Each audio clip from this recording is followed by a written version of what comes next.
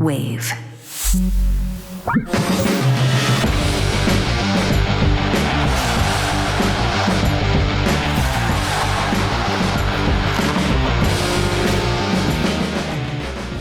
Fellas, back on Wingman after a 2-week absence for great reason. Before we get into playoff hockey, Quater, I know we've been in constant communication, but I might as well let you, the listeners, everybody know just what the hell's been going on in Matthew's world right now. Let's hear it. It has been incredible. It has been the best 2 weeks of my life. So let's just go back a couple of weeks ago. My last game of this road trip. So the plan going into the road trip, because Ellie was, baby was getting bigger. We were getting closer. And this is my first time going through all this. And I'm like, Jesus, this is like, I don't even know what's going on. Best thing though, leading up to it. And so we go to Pittsburgh. We play a back-to-back on Saturday, Sunday. I fly out after the second Pittsburgh game because, we think that she could be coming a week early. So I just wanted to be home just in case. Thank God I was, because by the time she went in, when we did go in, it happened faster than we all thought it was. So it was amazing. During that week when the baby wasn't here yet, we still were we're still doing check-ins or whatever appointments.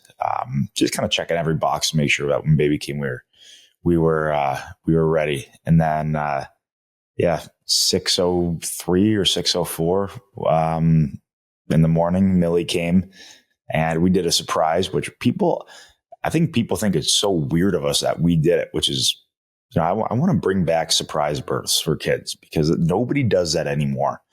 And it was just the greatest surprise of all time. So I'm trying to bring it back.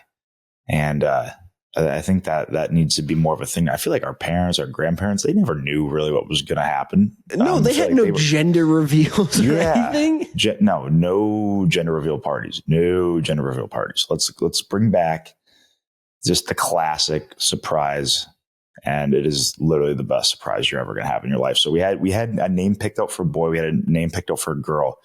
Actually, the name of the boy was a little bit back and forth throughout, but the girl was set. And then right when she came out, I know Brady's big on Camille right now. He wants the traditional. Yeah, he's a no nickname. He's like, if you're going to name her Camille, I'm calling her Camille. And she came out. We loved the name. But I think I just looked to Ellie and I'm like, it's Millie. It's got to be. And we've loved it. Everybody loves it. So we'll see when she gets a little bit older what exactly we're calling her. But I'm all Millie. I'm all in on Millie right now. So most amazing time. I was actually going to play that night. I think it was early Monday morning. And the team kept me out of that one so I could stay at the hospital and be with her, which was obviously nice of them. And came back and played Wednesday against the Wings, last game of the year. And did all my exit. The way it works in hockey is you have your exit meetings with the coach, the GM, your medicals, whatever. You normally do that a few days afterwards, or you go in the next day. We did all that after the game, so I could be at home with Millie and Mom on that Thursday. Hung out for a few days, and then you got your boys' end of the year party. So we've hit every box so far, and now I'm just trying to be a super dad here at home and doing everything I can. Feel like I'm crushing everything right now. Ellie's been an absolute rock star. She's been amazing and learning a lot from her. It's been the best thing in the world. But I still got to work on my diaper changes a little bit. I was gonna say, how's that? Is it a little rusty still, or touch and go? It's touch and go for me with the diaper changes so far. I'm a master at the burping right now. I'm dialed in. The cuddling, the tucking in, the what's it called? The changing her clothes and everything. I'm doing it in record time right now. And she's just the best baby in the world. No crying yet. She's just very, very happy. Yep. Yet I'm doing my loving my walks outside right now. It's the greatest thing in the world. So yeah, you're going to turn into a big walking guy. Big walking guy. Yes. It might be good for the barrel too, to get out and get some walking in the summer. So it's going to be great, but I just wanted to let you and everybody know that baby Millie is here. Baby Millie is here and healthy. Mom is healthy. Everybody is over the moon. Best time of our lives. Sorry I missed last week's episode, but it's for a great reason. Brady took over, and now I'm taking over for Brady. It's playoff hockey.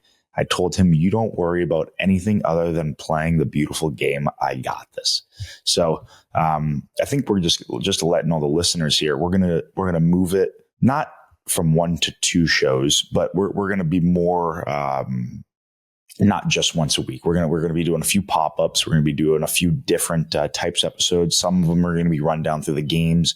I wanna give everybody behind the scenes of like what goes on during a playoff series, what you think about in a game, the game within the game, the matchups, home ice, road ice, the travel, like what's going on in each series. I feel like I've got a pretty good read on what's going on. Some other episodes, we're gonna still have some guests. We're gonna have some people get their opinions on the games and then we might be doing our traditional, just having our guests on and shooting the shit about whatever. So it's going to be fun. Hopefully Brady can't be on this for a long, long time. That would be great news for all of us. But yeah, I'll take over for him right now. So I think we wanted to get into first, and we can go through every game just a little bit. Fans, please reach out and what you want, or if there's a little thing you notice in the game that you'd like to see, please reach out. But I want to go through a couple of the games that I've loved watching so far. So first of all, people are all over me, not all over me, but they think it's crazy, especially guys on the team that, like, when the season's done, like, I just want to watch hockey, even though I'm not in it. I'm like, guys, that's our fucking job. You don't want to watch hockey? So some people are so against it, or like they're all for it. I've never met anyone that's in between. That's like, oh, I love watching it. It's like, no, I never watch a single hour of it. I think that I've watched hockey every single night during my career, every single night. When I was in Calgary, the games would start at 5. The last game would start at 9, 8, whatever it was, LA or Anaheim.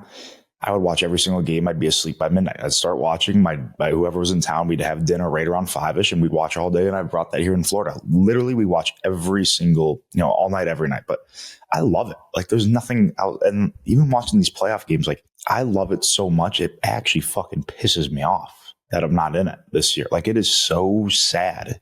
I'm watching these. I'm seeing these buildings. I'm seeing the tailgates. I'm seeing the watch parties. I'm seeing the intensity. There's nothing better than that first game, that first period. It is the best. And I'm watching all these games, and there are some great games, but I'd like to start off with my favorite game right now. And I don't know if it's my favorite series, but my favorite, it probably is my favorite season for all the storylines. But Buffalo Boston right now is so fun to watch, Quater. I kind of want to get your opinion on, and then I'll give you mine, but like, what do you feel like that city breathes Buffalo? We're talking Buffalo right now. Like, oh my God, just breathes a good time, a cold one, some sort of success. Like, you see it with the Bills, but like, this is what sports are all about, is a long awaited playoff game in a city like Buffalo. And I got to give them a shout out, because it looked like one of the greatest atmospheres I've heard, I've seen, just all the above. It's been crazy. I think like the fans with, fighting the dummy outside. Then you saw like the saber shaped bread and the saber shaped beers, and like people are just bought in. That Blade crew, like, they're the Bash Brothers, they're the Blade gang, they're the what else could we call it? Like, they're the big bad Bash Blade gang. I don't know. There's got to be a name for them. But these guys have to travel to every single road game in Boston. Get these guys a ticket. I want to give them a shout out for being some of the greatest fans I've seen on social media this playoffs. But what that crew's going to do, like, they're the Bash Brothers on blades. Bash Brothers on blades. They're going to unite more fans to come before the game to see their antics. First of all, the one guy, he was wearing the blades, the first guy in the Ristolainen jersey who was doing the backup who fell. The blades were on like tied like 1 out of 10 strength wise. Like his ankles were bending all over the place. What a legend. Yes. But they like now what more people are going to do is more people are going to be like, holy shit, that looked amazing. I'm getting down there earlier in the game. I'm throwing on my blades. Game 2, we might have 100 people on blades outside that rink. And the thing is, it's not like it's, a foot of snow outside. It's nice weather in Buffalo. I know. The people are going to get going right on the lake, but like, let's get into the game a little bit more of like, that first game, like, Buffalo's a young team. Like, you got to feel a little nervous, a little shaky, going into that, and especially all the history they've had. Like, what is that feeling like as a player? That game one. I think my first game, especially when I was younger, yes, it is more intense. Yes, there's more on the line, but you can't change your game so much to where you're not playing like anything you were to leading up to it. So I got myself in trouble a few times in Calgary with doing that exact same thing, with changing my game. Instead of one hit a game, I'm trying to get one a shift. I'm running around. You're tiring yourself out. You're running out of position. You're giving up a grade A. Yeah, the building's going crazy, but you're just not really playing your game. There's more after the whistle stuff. All that type of stuff, you have to do it, but do it controlled. Yes, there's guys on the team that should be doing that every single shift in playoffs, home or road, try to change the momentum, try to keep the momentum. But it is challenging. You can't let the moment get too big for you. And it looked like in that game, it was the perfect amount from that team. Yes, they gave up the first goal.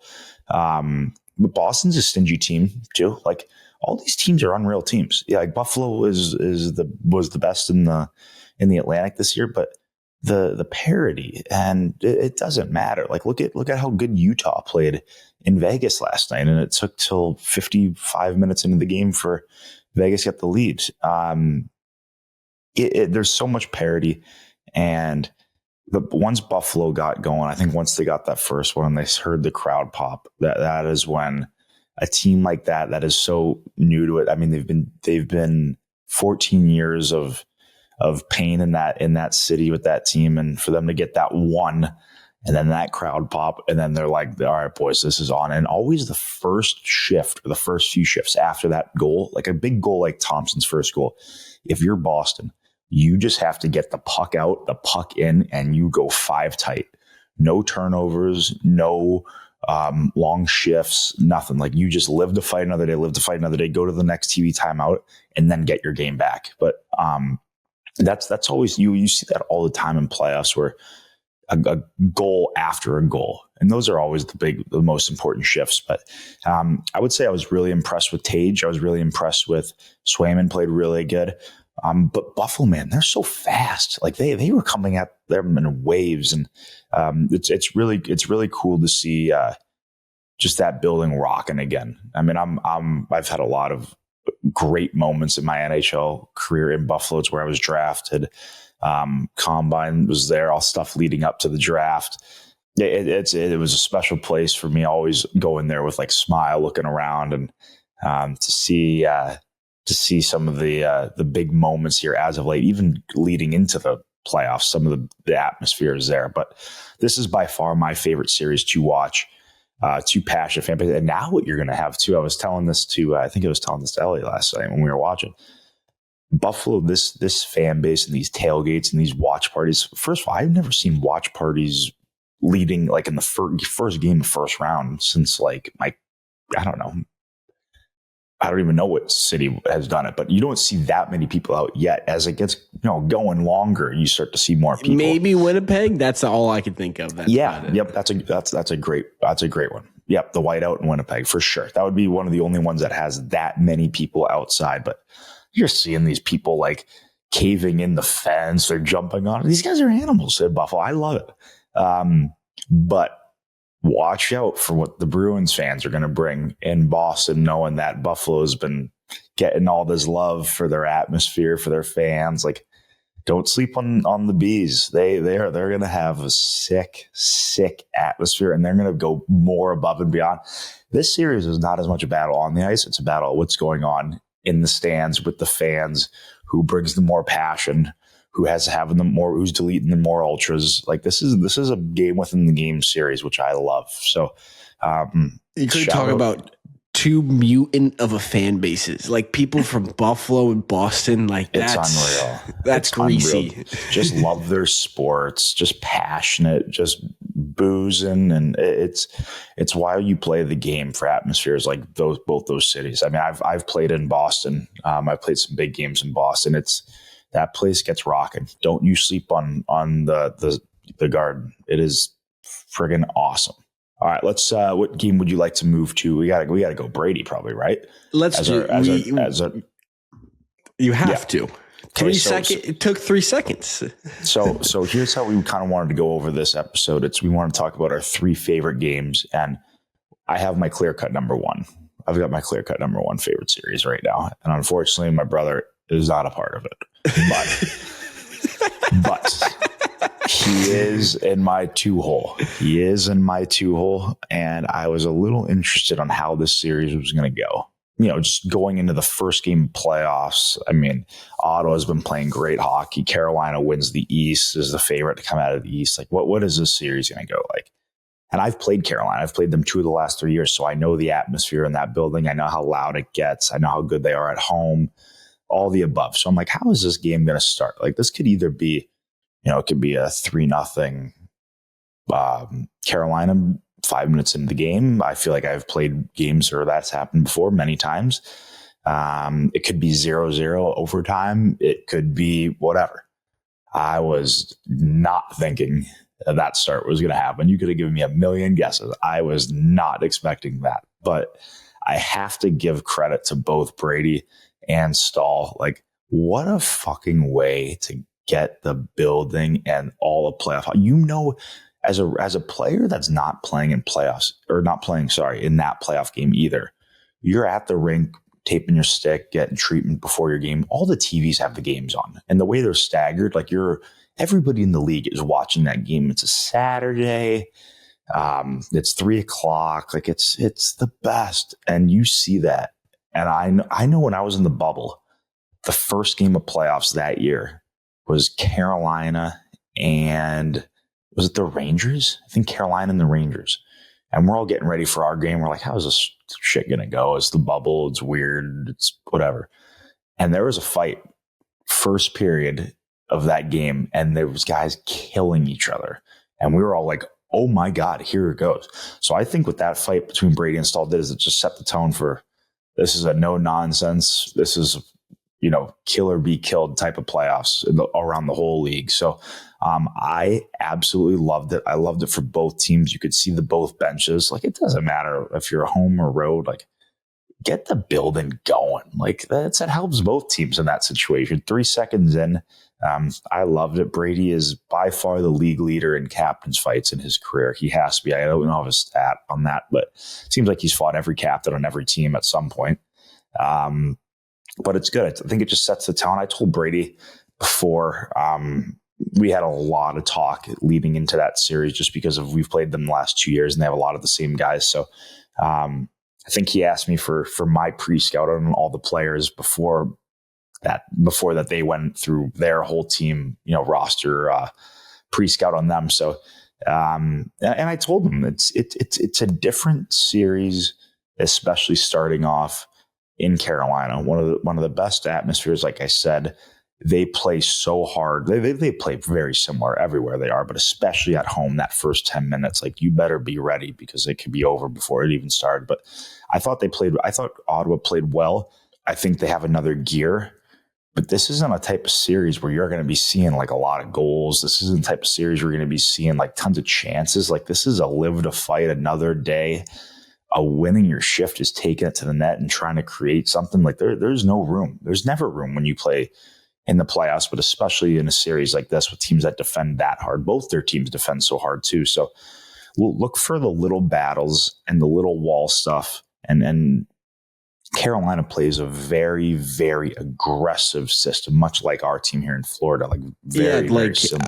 I think that's like a big thing. A lot of people, maybe the average fan, like doesn't realize is like, what does Carolina's like, not like a whole system like X's and O's, but like, what do they do so differently? Because you can clearly tell when you watch them play that they play a different system than everyone else, and they consistently go to the Eastern Conference Finals. So what makes it so hard to play against them? Like, what is the difference there?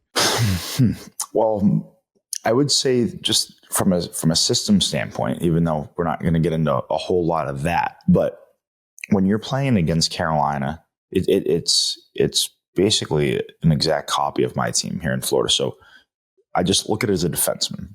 So some teams defend where they retreat backwards, skate backwards most of the night, and they skate back, and the forwards do all the back checking. And then that we're talking like your Western Conference teams, your teams that have had success, your Vegases, Edmonton was that, Dallas is that, where they retreat back, and they're not as much pinching, there's not as much swinging in. Whereas you're playing Carolina, you're playing us, you're playing some of these teams that are heavy man on man. Everything's a pinch. Your forwards are filling. You basically have your man. And that's your man when you're on your forecheck. And then when you're D zone, it's man-on-man system. So unless you get beat, but it's also when you're playing, a team like Carolina, you saw it yesterday, a couple of the great A's, is somebody just loses their man and you take it right to the net. That's what we talk about when we play them. If you beat your man once, go to the net, because you could have a mini breakaway. Another guy comes, you move it to him. It's a very hard system to play. But it's a very hard system to play against. That's what we've learned. And it's a very rewarding system to play for if you do it right. And but you look at their D, they're all swinging in. Their sticks are good. They're in your face. So what I did a couple times playing them just to try to throw it off a little bit over the last few years. And it's not our system. I probably got yelled at for it. But if I could trust that my D or my forwards were going to be able to get it out of the zone or whatever, I would just go as a winger, and I would bring my D out. I would try to bring that one-on-one battle out into the neutral zone, and then I would try to hit somebody coming with underneath speed. So it's very hard. They're just so stingy, and their forwards are fast. There's no big hitters on Carolina.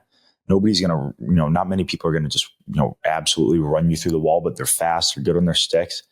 But I'm telling you, Ottawa, they've got that skill. They've got the talent. They've got the size, the grit. They're all really good at making little plays off the wall in their O-zone. So I think you're going to see, because in that man-on-man system that Carolina plays, the chances you do give up are big boys.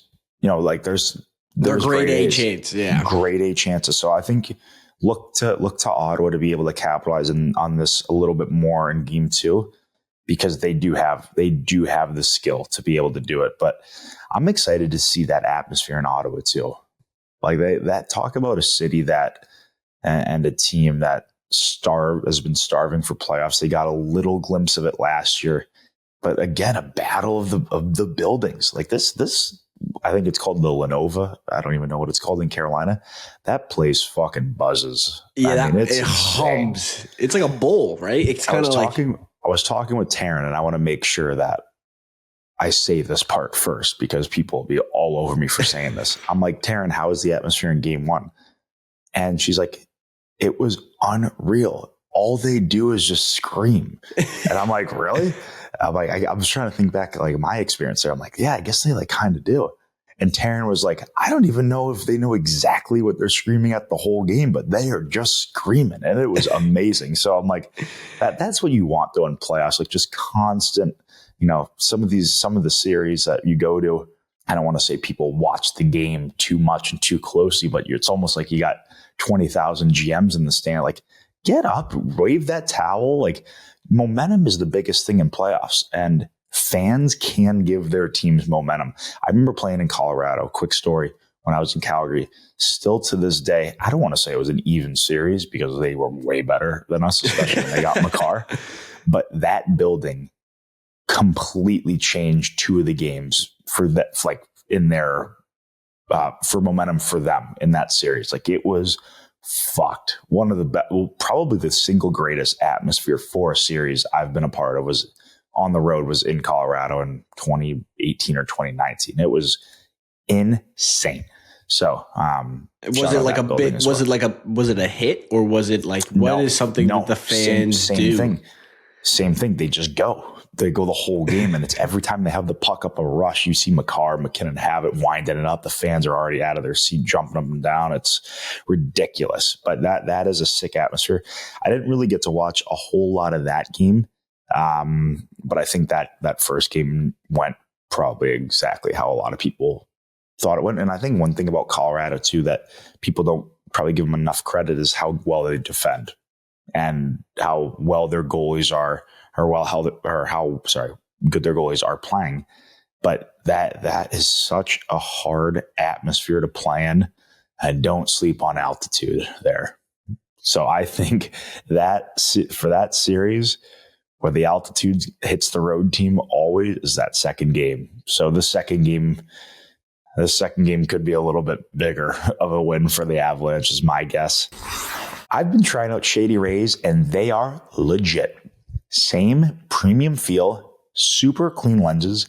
They cut the glare, and they actually hold up. Durable frames, clean look. You can wear them anywhere. The biggest thing for me, though, I'm not stressing about them. I'll wear them on the boat, at the rink, out in the sun. Whatever happens, happens. If they get lost or broken, they've got you covered with replacements. That's thanks to their lost and broken protection. The shades are legit. They've got over 300,000 5-star reviews, so clearly I'm not the only one. If you're outside a lot, driving, on the water, just in the sun, these are a no-brainer.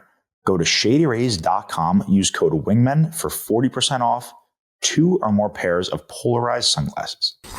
If you're still pounding energy drinks or using nicotine just to feel awake, try Whip. It's a caffeine pouch, no nicotine, no sugar, no calories. You pop one in and you get natural, steady energy. That means no sugar crash, no giant can, no liquid spills or carbonation. They've got 100 milligrams or 200 milligram options. So it's basically a coffee or an energy drink in a tiny pouch. It tastes incredible.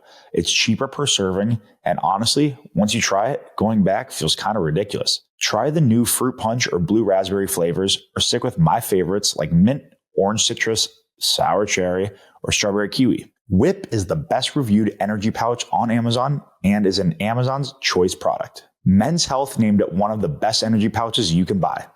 Athletes, hard workers, students are all switching for a reason. If you want to try it, use my code Wingmen15 for 15% off your order at whip.com. That's Wingmen15 at whip.com for 15% off. What else we got? We got Montreal, Tampa. I mean, two teams that probably more of a hatred for each other from what everybody's saying. Haven't really been playing too much of the regular season games leading up to it, but some physical games leading into it. And probably one of those series, the team that stays out of the box better is going to have the leg up a bit. Montreal is a very interesting team to me. I was going to say, what is that like? Because you have a very interesting team of, they're very fast. Like, you got that young defenseman, like they can go, north, south, east, west. But then, do you have that grit on that Montreal team, right? Like, do you have that toughness and things of like what you see? They definitely have guys that do it. And you look to some teams, like the team toughness is the more important thing than the individual toughness, I think. Yeah, you have some guys in the league individually that can change it on their own, that can police themselves. But Montreal definitely has enough. But I look at a guy like Josh Anderson as one of the best playoff players in hockey. A guy, he's out there every shift. He could score. He could run you into the third row. He could block shots. He could play a shutdown roll line. He flies around. Always come playoff time, he's one of, if not the best players each and every night for his team. So they definitely have that. I was watching the game though. It's so weird. Just, my mindset in playoffs versus some games I've watched, like Tampa plays in the neutral zone really tight, kind of clog it up. It's like a 1-1-3 or a 1-3-1. I forget exactly what it is. And Montreal has the skill and the speed where they pick their way through it all the time, like throughout the whole year. Like they're almost like the Globetrotters when you watch them sometimes, like how they're able to move with the puck, the plays that they make. I mean, you saw some of the goals yesterday on the power play, just sick. But against a team like that, especially with a guy like Hedman out of the lineup, I think it's more just get it behind their goal line, try to run through their D. I mean, you've seen the clip of Maurice talking, a couple years ago against Boston, and it's literally what our team talks about every game, and we talk about it. Everybody on our team's talked about it the last few years. It's put it behind them, pound their D, so in Game 7 they have nothing left, and that's playoffs. That's all it is. It's not one game. Everything that happens in a game builds for that Game 7 overtime. Will the D go back for the puck? Will the D check his shoulder? Will he throw it away? That's all our team has talked about. So I think that series is going to start trending a little bit more that way. I think you're going to see a little bit less penalties. I think you're going to see a little more simple, a little more physical. But I mean, who knows if there's 6 or 5 or whatever it was, 5 penalties for one team, 6 for the other. Or I don't know if it was 6 or 7, whatever. But that changes things. You got to have your power play and your special teams going. I got to give my team's penalty kill because we've played Tampa the last 2 years, and they obviously have a great power play with Kucherov and when Hedman's in and Point in the slot and everything. And our penalty kill has been the sneaky reason why we won both of those series. So look to that. But Montreal, I mean, when you've got those top guys in the power play feeling it, I think that's the hardest part too. Is if you can keep everything in playoffs goes back to 0.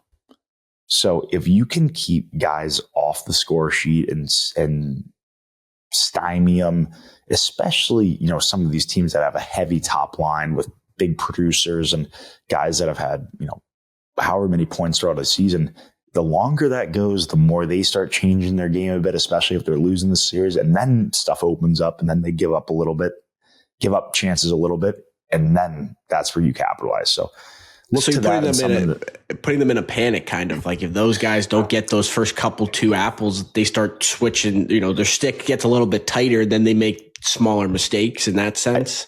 I think you see. They're like, oh, I've scored 40 goals, or I had 60 assists, or whatever it was in the regular season, and I'm 1 game in. Like I got to get going here. My team's down 1-0, and now all of a sudden in Game 2. The same thing happens. You lose the game and they're off the score sheet too. And then people are all over them. And it's like, oh, this guy can't play in the playoffs. So I'm telling you, you see this with some teams. That's what our team talks about. Like it's you got to be hard on certain guys, but you got to be hard on certain guys for certain reasons. So we look at playing Tampa the last couple of years. I forget what year that they all just had career years. I think it was 2 years ago. I don't know. Can't remember. Maybe it was last year. But they all had offensively career years. And that's all our team talked about going in is everything's back to 0 for them boys. Now, the longer this goes, whether they're not, putting up 100 points or 3 points a night or whatever it is, it's going to start having internal pressure on them, and that's where we can capitalize. So I look at that series as that too. Like it's 2 high offensive teams. And normally when you say there's 2 high offensive teams, the games are 2-1 or 1-0. So it's going to be very interesting, but I think both teams stay out of the box and play this bitch 5-on-5 and have some fun with it. Yeah. Well, I know 2 fan bases that don't know how to stay out of the box. The Battle of Pennsylvania. Oh, no. How special is this? I think, too, like, as, growing up, like, that's all we watched was Drew versus Crosby. Yep. Just all of that. So let's dive into this one here. I don't even know where to start, but I think we got to start off with the fans. Again, just people that are going in, and it seems like their sole focus is win this one-on-one battle in the stands. 5 ejections before puck even dropped. Very, very impressive. I, for one, am not a proponent of I'm not saying go to the games and fight as fans. I mean, keep that shit on the ice and I don't mind you're respectful. I saw a video on Twitter of Buffalo fans with one of them was their Bruins fan, and some guy tapped the Buffalo fan after they scored or they won and goes like, hey, tell your buddy, fuck you. and the Buffalo guy like laughed and tapped his Bruins buddy. And the guy in the row behind him goes, "Hey, fuck you," and flips him off. And the Bruins fans just like put up the shrug, like whatever. But that's the most respectable fuck you I've probably seen or heard. Like I'm all fair game for that. If you go to a game as a road fan and you're wearing the gear and you're being obnoxious and cheering, even if you're not like in a bad way, like you got to expect a couple, rib shot, not physical rib shots, but some chirps and some.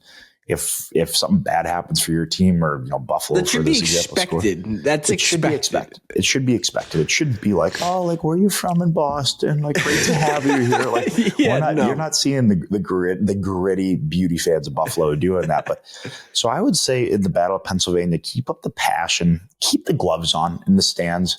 But let's respect the ushers and the security, and let's not get into too many scraps. But I mean, I guess one every once in a while doesn't hurt.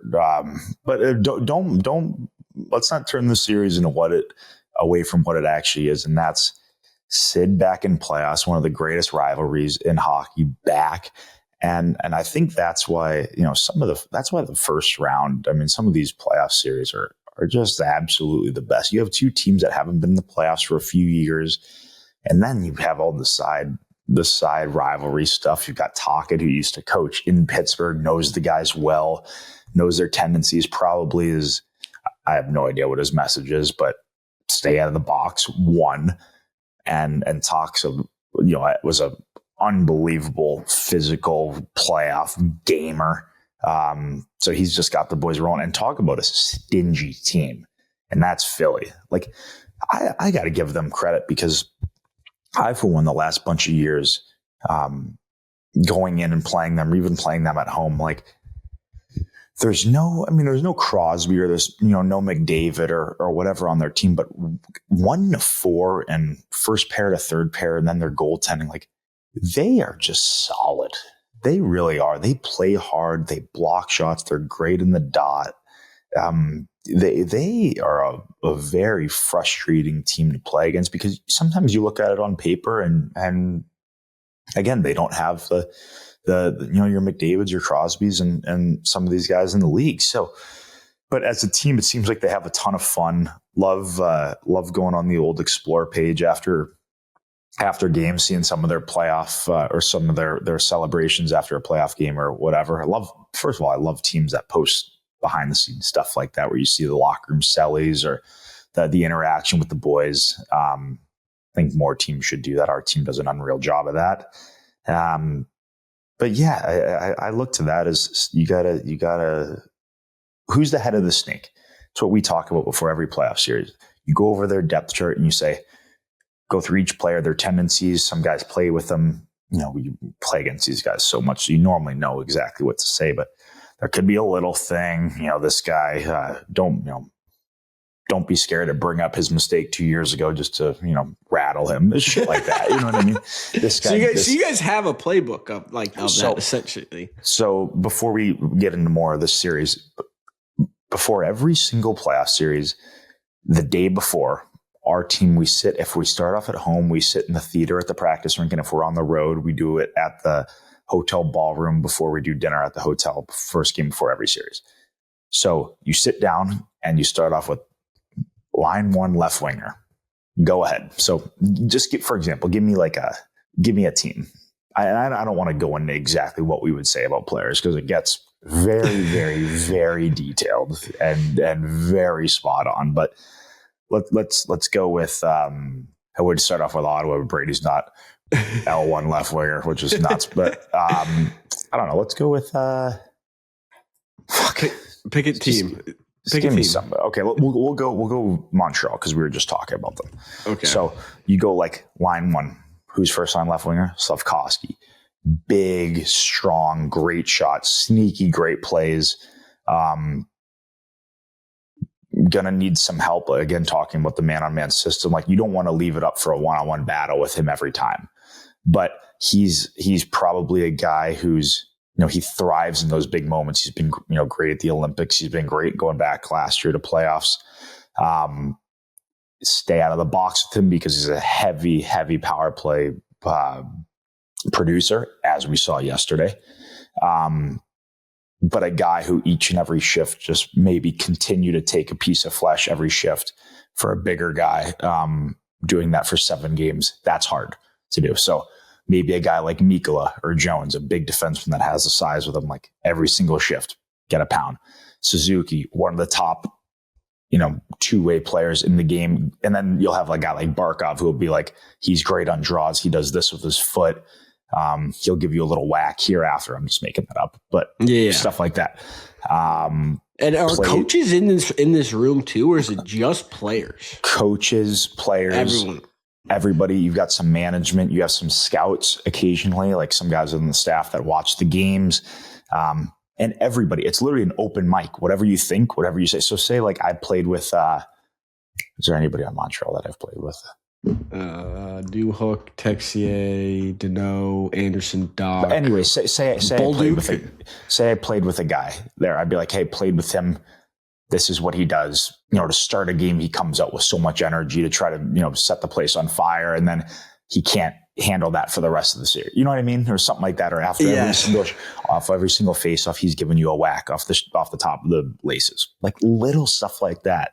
And it could go as far as, hey, bring up this mistake he made in playoffs 2 years ago. You'll get him off his game and he'll take a stupid penalty and won't score. It's literally as detailed as that. So it's actually one of my favorite parts of playoffs is going over that with the other team. So, but how this originally got brought up is every single team is brought up. So talking about Suzuki here, we bring up Suzuki and Paul or, somebody will be like, this is the head of the snake. This is the guy. He might not be the number one offensive producer or whatever, but plays in every situation. Very solid. Doesn't let stuff rattle him. Like this is the head of the snake. This is the guy that 1, we got to be worried about the most, and 2, we have to go after the most. So, and it changes on each team. Playing Edmonton the last few years, we talked about. Obviously you have McDavid and Draisaitl. But, the head of the snake with coming to the way he works each and every night, how he's in your face, how he's on the forecheck, he's strong on pucks is Hyman. So we would talk about that as being, Edmonton has one of a few heads of the snake, but he'd be a guy that you'd really talk about in tendencies and make sure that you are playing him really hard. So it's great. It's so interesting. You go over that. A big one, too, that you go over before playoffs is goalies. That's a huge one. And we always talk about is a goal of us this series is to see 2 goalies. If we can see 2 goalies, we're doing something right, whether that's getting pulled in one game, whether not starting the next game. So we'll go over their number 1, but we always talk about trying to see 2. So, and if we can see 2, that means we're probably doing our job. Wow. I think that just gave a lot of people so much insight too. But like, I think now going back to the game, like, let's say the head of the snake is Sidney Crosby. That's hard especially as a young Flyers team too. That's hard. Like, how do you attack that? Well, you do it without taking penalties, because if you take penalties against Pittsburgh, you're losing the game and you're losing the series. If you start, and all it takes is 1 game. If you lose your shit and you give them 6 power plays and they've got the power play feeling good, they could be feeling good the whole series. And then you take one little one that is maybe a good penalty to take. They're going to capitalize on it. It's so hard. Playoffs is so hard. It's all those little stuff that adds up. But I'm not a centerman, but I think if you can make the face-off dot a hard battle to start, if you have a guy that's going to play that much and he's, whatever years old, but is like 21. So I guess that doesn't really matter on him. But I don't know. I think every single face-off, giving a little cross-check. That's what I would do against every top centerman too. But every single cross-check, make that a hard battle. The thing with him and these guys that skate so well and that have the puck the whole night, like when they're in their zone, they want to keep their momentum going, right? And they want you to dive down, and that's how they create odd man. So I think you always have to have a centerman above him or the third forward above him to take away all their speed and to make sure that the puck's in the winger's hands, not his. And I think as games go on, if a guy like that doesn't happen, he's one of the best players in the history of the game. If he has the puck for way less than he thinks he should have, I think that could be frustrating to play. So that's how I would do it. But these top guys, you have to get a pound of flesh every single shift, whether you're a small guy or a big guy.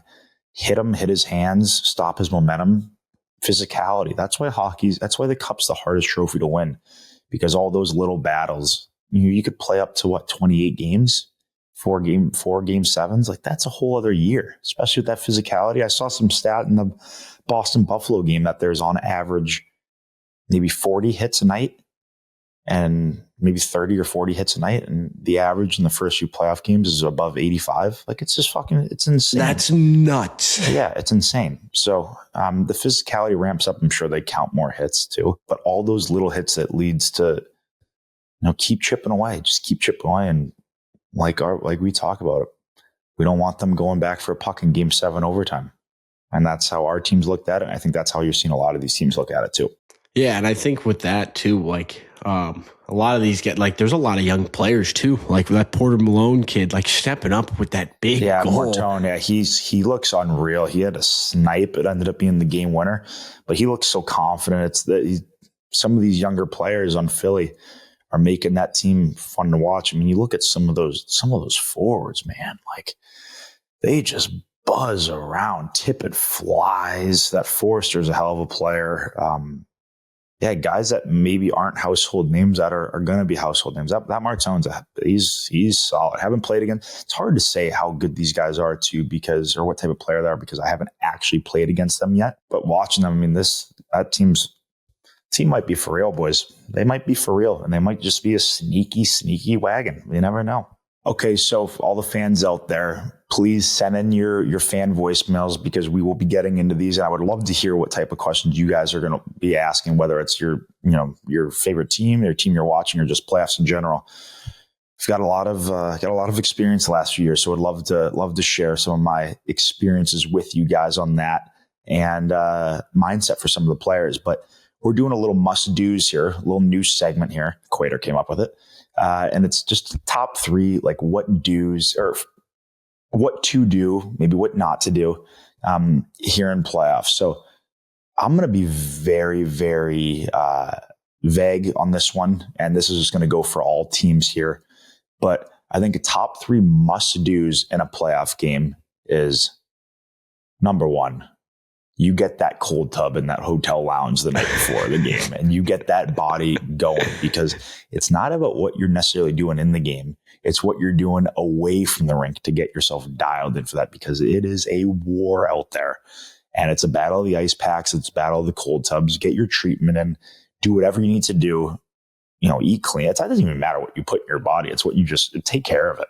Take care of it. So that's number 1. Swear, Quater, that is number 1. Was it last year? I heard you guys were for game 6 or game 7. You guys were caught all in Edmonton in the sauna together as a team, the Panthers and everything. Yeah, I don't know what game. I think it was in between 1 and 2 actually, because we started the series there.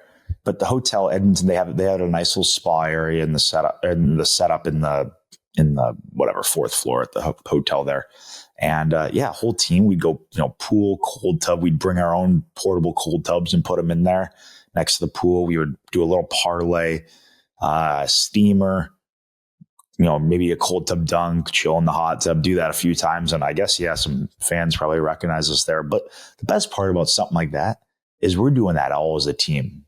Not just 5 guys are doing it. Like, we're talking 25. The whole traveling party, the boys are doing that. So I swear, though, that is the number 1 thing. Get the cards going, though. Like, get that hotel lounge experience up. Get the camaraderie going, because playoff hockey is the best. It's the best time. And it's not even when you're doing it on the ice. It's away from the ice with all the boys. But back to on ice. Don't blow your load in the first 10 minutes. And don't go so crazy that you can't keep that pace up. Yes, you have to start off hot and flying, but controlled. If you're getting into a fight, fucking rights, get into a fight. If you're going to go out there and crush some guys, yes, do it, but don't run out of position where you're giving up a chance, because scoring the first goal, I don't know what the stats are. Maybe Quater can come up with it next time we're here, but scoring the first goal in a playoff series, like that team, I would say you got to be close to 80% that you're winning that game. Like, that's a huge, huge, huge number, maybe even more. So control it, but play the same way first shift of the game, and you're shift in the third overtime. Have that mindset. I think that should help. And my third must do, stay out of the box. Stay out of the box, because special teams can win or lose a series. Most of the time, you'll catch yourself if the team that plays consistently 5-on-5, the best, normally comes out and wins the series. But that's not all the time. That's not all the time at all. Stay out of the box, be smart, and take care of your goalies. I'm throwing in a fourth must do. Take care of your goalies on and off the sheet. A hot goalie could take you all the way, baby.